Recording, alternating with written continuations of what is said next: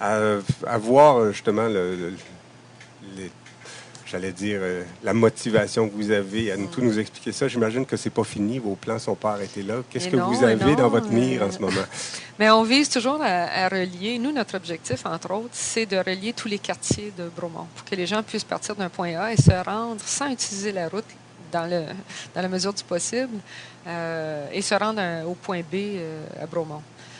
Cette année, on a eu encore une subvention. On a fait une demande à l'Agence forestière de Montérégie et on a eu cette année notre subvention pour développer un nouveau secteur.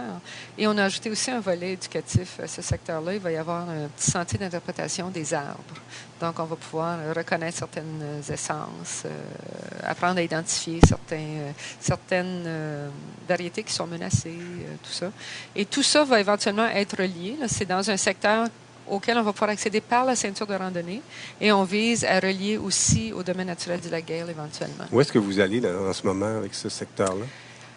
Il faut un petit peu connaître Bromont pour le savoir. Éventuellement, on l'ajoutera à la carte, mais c'est sur un terrain qui est attenant au site olympique de Bromont. Ceux qui connaissent le parc équestre olympique, l'ancien site des Olympiques 76, où se déroulent encore des compétitions tous les ans.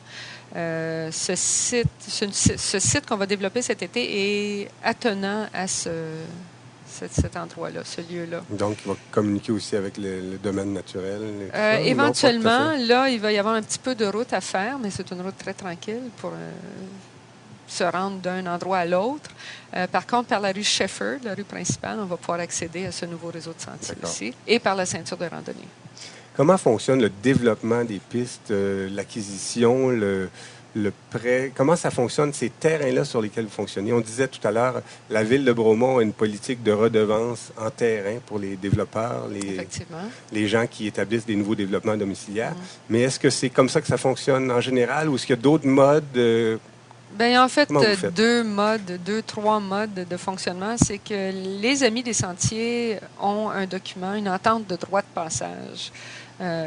Donc, lorsque l'association veut aller chercher des terrains sur des privés, des petits bouts de sentiers chez des privés, ce document-là qui nous signe, c'est un document d'1 an, une entente d'1 an qui est renouvelable à chaque année, qui est révocable en tout temps si jamais le propriétaire change d'idée ou n'est pas satisfait, peu importe. Mais ce que ça fait, c'est que le propriétaire du terrain, en nous octroyant ce droit de passage-là, a une couverture d'assurance de la Ville de Bromont. Donc, souvent, il y a des sentiers qui ne sont pas officiels, qui passent chez des gens, et souvent, c'est plus les randonneurs pédestres qui vont utiliser ces sentiers-là. Ils les utilisent quand même si c'est chez un privé. L'avantage de faire affaire avec les Amis des Sentiers, c'est que on officialise le sentier en question qui est souvent utilisé de façon officieuse et le propriétaire du terrain est couvert par une police d'assurance, la police d'assurance de la Ville qui s'étend à cet individu-là pour ce tronçon de sentier-là. Donc, ça devient intéressant si on a des gens qui circulent chez nous de toute façon, mais là, on a une couverture si jamais il y a un accident. Ça, c'est une des façons dont on prend un petit peu d'expansion. Autrement, il y a effectivement, comme vous le disiez, la Ville a une politique maintenant, lorsqu'il y a un nouveau projet domiciliaire, le promoteur remet un pourcentage du terrain et on aménage des sentiers sur ce pourcentage-là. Et il y a la Ville aussi qui est propriétaire de terrain, qui fait des ententes à gauche et à droite, sans nécessairement qu'on soit, nous, dans le secret des dieux, mais toute opportunité est saisie pour développer des sentiers. De ce côté-là, on est très heureux. Mais ça fait aussi partie de la politique municipale, j'imagine. Je vous dirais plus maintenant, oui, plus maintenant, parce que lorsqu'on sait qu'on parle au nom de 600 personnes, on a un petit peu plus de poids face à la municipalité. 600 personnes, vous êtes 600 membres? On a 600 membres en ce moment. Pas nécessairement seulement des gens de Bromont, mais très majoritairement des gens de Bromont et de la région qui viennent utiliser les sentiers. C'est important. J'employais le mot tout à l'heure, legs même. Est-ce qu'il y a des gens qui pourraient vous donner des terrains ou les donner à la municipalité? Ils ne pourraient pas les donner aux Amis des Sentiers comme tels, mais la Ville a une entente avec Conservation de la nature et est en train de développer des ententes avec d'autres organismes du même genre qui protègent à perpétuité les terrains. Donc, ils les protègent de tout développement immobilier futur. Alors, effectivement, oui, en communiquant avec nous, s'il y a des personnes intéressées, nous, on peut acheminer la demande, c'est ça, faciliter, en passant par la Ville, si c'est des terrains là, qui ont une valeur écologique quelconque ou en tout cas que la personne voudrait protéger du développement immobilier futur, il y a des façons de le faire. Mais j'imagine que ce serait quand même la minorité des gens qui nous écoutent qui pourraient être touchés par ça. Cependant, vous parliez de 600 membres. J'imagine que la meilleure façon de vous appuyer, c'est de devenir membre de l'organisme. C'est de devenir membre. C'est pas nécessaire d'être membre de l'association pour circuler dans les sentiers. Mais comme je vous disais tantôt, on se veut un groupe de pression qui collabore quand même avec la municipalité parce qu'on a une très bonne entente avec eux. Mais par contre, lorsqu'on parle, comme je vous disais, au nom de 600 personnes, on a beaucoup plus de poids que si on est un groupe de 10 personnes qui voudraient développer des sentiers. Donc, c'est important qu'on maintienne une bonne base parce que, comme vous le savez, les élus sont toujours influencés par les nombres. Alors, 600, ça paraît beaucoup, mais dans une municipalité de 6 000 habitants... Ça pourrait être encore plus. Ça pourrait être encore plus. Et lorsqu'on considère l'environnement, comme je vous disais, on invite les gens de l'extérieur à venir circuler, pas arriver en autobus scolaire, parce que ça, c'est peut-être pas évident au côté stationnement, tout ça. Mais les individus, les familles qui veulent venir circuler, là, les sentiers sont vraiment magnifiques. Puisqu'on en parle, des points d'entrée où les gens pourraient garer leur voiture, est-ce qu'il y en a plusieurs? Le domaine naturel du Lac-Guerle a un stationnement.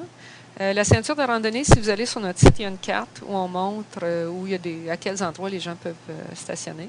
Et on travaille, un de nos projets pour cet été, c'est de développer vraiment une grande carte globale, parce que sur notre site, vous avez des cartes individuelles, là, la ceinture, le domaine, éventuellement le niveau, des secteurs, mais... comme je vous dis, un de nos projets cet été, c'est de développer une carte globale sur laquelle va être indiqué les endroits pour stationner, etc. Alors, ce site-là est certainement le bon point d'entrée aussi pour entrer en contact avec vous, découvrir ce que vous faites, les endroits que vous avez aménagés. Oui, devenir membre. Il y a un petit formulaire d'adhésion en ligne qui est disponible. Il y a aussi, effectivement, toutes sortes de ressources, les cartes que vous pouvez vous imprimer si vous voulez aller circuler dans un secteur donné. Et bien entendu, un petit formulaire pour rapporter toute anomalie le long du site. Vous circulez dans nos sentiers, vous voyez un arbre qui est tombé et qui gêne la circulation. Bien, il y a un petit formulaire qui s'appelle SOS Sentier. Que vous soyez membre ou non, vous pouvez l'utiliser. Et il y a une copie qui est envoyée à la ville, une copie qui est envoyée aux Amis des Sentiers. Et j'ai oublié de vous mentionner, c'est vrai, une de nos réalisations, et heureusement, la ville était avait la même pensée, c'est qu'on a un garde forestier cette année. Donc, c'est tout nouveau, c'est un projet pilote, garde forestier qui va être là pendant probablement d'avril à fin octobre et qui va être secondé par un deuxième garde forestier durant l'été, qui va assurer l'entretien du sentier, faire de la sensibilisation, s'assurer que les règles sont respectées. C'est la première fois? C'est la première année. Qui faisait tout ça avant? Il devait y avoir des arbres qui tombaient avant 2008. Il y avait des arbres qui tombaient, il y avait les amis qui faisaient des corvées. On demandait à la ville éventuellement d'envoyer les travaux publics, sauf que, comme vous savez, l'été, c'est la grosse période pour les travaux publics. Donc, ça passait peut-être un petit peu en deuxième priorité. Tandis que là, avec un garde forestier qui va c'est certainement une indication que ce sera encore mieux entretenu cette année. Effectivement. Très, très bien. Alors, beaucoup de nouveautés. On voit que vous avez toujours le vent dans les cimes des arbres que vous côtoyez. J'allais essayer de trouver le vent dans les voiles, mais vous n'êtes pas des... Non, on ne fait pas de la voile encore là-dessus. D'accord, il y a un lien. Très, très bien. Ben, merci beaucoup, Marie-Claude Cabana, présidente ça fait plaisir. toujours Je vous des Amis des remercie de nous Sentiers de Bromont. donner cette opportunité de c'est toujours agréable. On aime bien savoir ce qui se passe autour de nous et puis c'est une belle initiative. Merci beaucoup. Au revoir. Au revoir.